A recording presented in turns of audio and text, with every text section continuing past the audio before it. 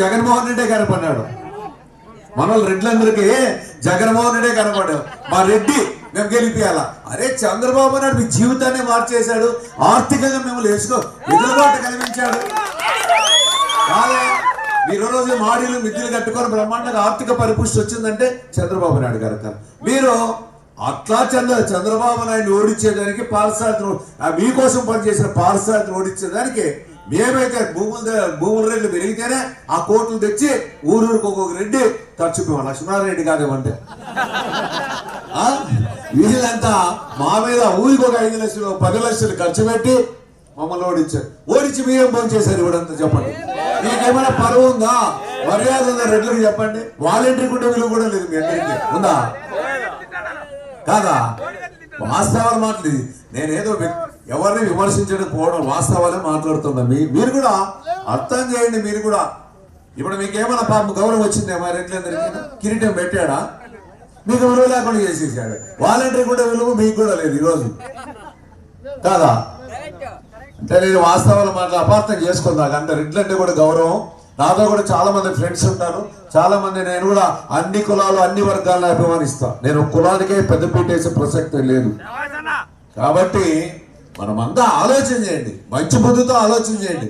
రేపు పరిశ్రమలో నేను ఇప్పుడు చెప్తాను కదా, రేపు ముఖ్యమంత్రి చంద్రబాబు నాయుడు గారు అవుతారు. మొన్ననే లోకేష్ బాబు గారు ఒకటే చెప్పాడు, అన్న మీ ప్రాంతానికి సౌత్ కొరియాకి చెందినటువంటి ఎలక్ట్రానిక్ సమస్యలు వస్తాయి. ఆ 14 సమస్యలు వచ్చింటే ఇంకా మీరు ఇంకే ఎక్కడికి పోతా ఉంటారు. ఈ ప్రాంతం అంతా ఇంకా 2 కోట్లు 3 కోట్లు ఇంకా పట్టేకి లేకుండా అయిపోయి చాలా మందిని. అనుబంధ సమస్యలు వాస్తవంగా చెప్తున్నా. శంకర్ నారాయణకి భయపడి జగన్మోహన్ రెడ్డికి జే ట్యాక్స్ లో భయపడి వాళ్ళ 15 కంపెనీలు వెళ్ళిపోయినాయి. ఆ కంపెనీలు ఇక్కడ వచ్చింటే ఇంకా దాదాపు ఒక 500-600 ఎకరాల పరిశ్రమలు వచ్చింటే ఇంటింటికి 2-3 ఉద్యోగాలు వచ్చేది. అది ఎవరు చేజార్చుకున్నారంటే మనమే. ఇప్పటికైనా కళ్ళు తెరవండి స్వామి. మీరంతా ఇంకా ఈ ప్రాంతంలో ఇంకా రేట్లు పెరిగిపోతాయి, కోట్లు అయితే ఇంకా 3-4 కోట్ల ఎకరాకి అయితే ఈ ప్రాంతం అంతా తప్పనిసరిగా పరిశ్రమలు తీసుకొని వస్తే మీ భూముల ధరలు ఇంకా రేట్లు పెరుగుతాయి, మీ పిల్లలందరికీ ఉద్యోగాలు వస్తాయి. ఇది వాస్తవంగా మాట్లాడుతున్న ఏం అపార్థం చేసుకోవద్దండి. కాబట్టి ఇప్పుడు సూపర్ 6 సవిత చెప్పింది అంశాలు, దాని నుండి ఎలాంటి బెనిఫిట్స్ వస్తాయని. కాబట్టి ఇవన్నీ ఆలోచన చేసి చంద్రబాబు నాయుడు గారు ముఖ్యమంత్రి కావాలి. కాకపోతే మనమే నష్టపోయేది. నేను నష్టపోతాను అనేది నేను ఎలక్షన్ ఓడిపోవచ్చు, గెలుస్తాం అందుకే. ఓడిస్తే మీకే నష్టపోతారు, గెలిపిస్తే మీరే బెనిఫిట్ అవుతారు ప్రజానికానికి. మేము చెప్పేది కూడా వాస్తవాలు మాట్లాడుతున్న, అబద్ధాలు చెప్పడంలా. ఇప్పుడు ఈ సూపర్ 6 అంశాలు కూడా చెప్పాం, దాంట్లో చాలా ఉన్నాయి.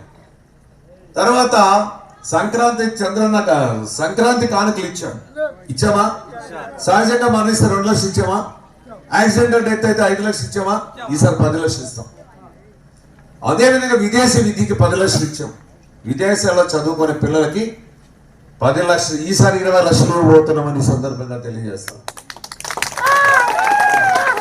ఇక రోడ్లు ఎవరు వేసిన ఇవన్నీ రోడ్లు ఎవరు వేశారు? మరి ఇప్పుడు ఈ మొగోళ్ళు ఎవరైనా వేసారా? ఆ శంకర్ గారు వచ్చాడా? వేసారా? వాళ్ళు వేయలేదని తిరిగి ఇప్పుడు నిద్రపోవద్దండి. ఏమంటే నిద్రపోతారా? నిద్రపోవద్దండి. అవునప్పా, యాకట్ల చెప్తా. మన సూర్యనారాయణ రెడ్డి ఒకటి అడిగారు, అన్నా మాకి ఇక్కడ సెల్ రాదు, సెల్ టవర్ కావాలి. సెల్ టవర్ కావాలా? సెల్ టవర్ కావాలంటే ఎవరు కోటేయాలా? చంద్రబాబు నాయుడు గారు ముఖ్యమంత్రి కావాలా, పార్సార్థి ఎంపీ కావాలా, సవిత ఎమ్మెల్యే కావాలా? నేను ఒకటే మాట చెప్తున్నా, ఆ సెల్ టవర్ పాయింట్ ని ఈ రోజున లెక్క పెట్టుకో, 5 నెలల్లో మీ ఊర్లో సెల్ టవర్ బిగించిస్తాం. అదేం పెద్ద సమస్య కాదు. ఒక ఎంపీ లెటర్ వచ్చేసి సమాచార శాఖ మంత్రికి, టెలికమ్యూనికేషన్ మినిస్టర్కి ఒక లెటర్ పెడితే ఫాలో అప్ చేస్తే అది ఒక 2 నెలల లోపల మీ టవర్ వస్తుంది, మీరు సెల్లులో మాట్లాడుకోవచ్చు. ఆ సెల్ ఫోన్లు తెచ్చింది ఎవరు తెలుసా? అది కూడా చెప్పాలి. చంద్రబాబు నాయుడు పుణ్యమే. ఈ దేశంలో సెల్స్ అనేది వాడాలనేటువంటి ఉద్దేశంతో ఒకరోజు ఢిల్లీకి వచ్చాడు. ఢిల్లీకి వచ్చి మన గ్లోబలైజేషన్ తీసుకొని వద్దాం సెల్స్ కూడా అని చెప్పి ఆ రోజు ఉండి పార్లమెంట్ లో బిల్లు పెట్టించాడు. దానికి ఆదుడు చంద్రబాబు నాయుడు గారే. అవునా కదా? ఈ రోజు ఉద్యోగాలు చేస్తాడు. మీ ఊర్లో ఎంతమంది ఉద్యోగాలు చేస్తా ఉన్నారు? ఇక్కడ తీయకపోయే వాళ్ళు ఎంత? అట్లా కదా స్వామి, మెంబర్స్ ఎంతమంది చెప్పు, తెలివిగా మాట్లాడుతూ ఉండవు.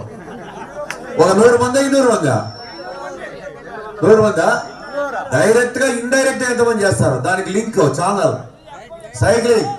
దాని నుండి పాలలు కానీ, ఏదైనా చిరు వ్యాపార ధాన్యాలు కానీ, చికెన్ కొట్టే వాళ్ళు కానీ, మటన్ కొట్టే వాళ్ళు కానీ, సిగరెట్లు బీడీలు అమ్మే వాళ్ళు కానీ, కాఫీ కొట్లు కానీ, డైరెక్ట్ గా ఇండైరెక్ట్ ఎంతో మంది ఈ రోజు లబ్ధి పొందుతా ఉన్నారు. అవునా కదా?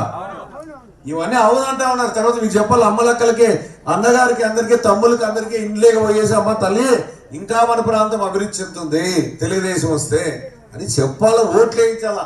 లాస్ట్ టైం ఎంత మైనస్ ఇక్కడ ఈ బూత్ లో 120. ఈసారి 120 ప్లస్ తీసుకొస్తారా? మాటలు చెప్తారా? తీసుకురాండి.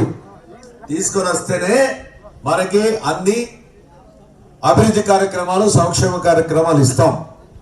దాంట్లో డౌట్ పడే అవసరంలా. ఇకపోతే ఈరోజు ఎంత డేట్? 28 అంటే ఒక 2, ఒక 13, 15లో 2 రోజులు ఎలక్షన్ పోలింగ్, అంతకు ముందు రోజు ప్రచారం సమాప్తం. ఇంకెన్ని రోజులు ఉంటుంది? మీరు చెప్తాను 2-15లో 2 తీసేస్తే 13 రోజులు. ఏమంటే అవి నిద్రపోవద్దండి. ఏమంటే లాస్ట్ టైం నిద్రపోయినారు. మా అక్కాయిలందరికీ పసుపు కుంకుమ ఇచ్చాం, వాళ్ళంతా కుద్దేస్తారు ఓట్లు అనుకుంటే మా అక్కాయిలు ఏం చేశారో తెలియదు కదా. ఏం చేస్తారు వీళ్ళందరూ? చంద్రబాబు నాయుడు మా అక్కలకి, మా చెల్లెమ్మలందరికీ సీరా సారా ఇద్దామని పాప ఆయన 20,000 ఇస్తే మరి ఏం చేశారో, ఏమైందో, బూతుల్లో అది ఎట్లా ఓట్లు వేశారో తెలియదు. అంటే నాకు అనుమానం ఏమంటే, బాగా ఎక్కిచ్చారు వైఎస్ఆర్ పార్టీ వాళ్ళు పోయి, అక్కయ్య మీ ఇంట్లో ఎంతమంది పిల్లలు చదివేది? 3 అమ్మయ్య, 3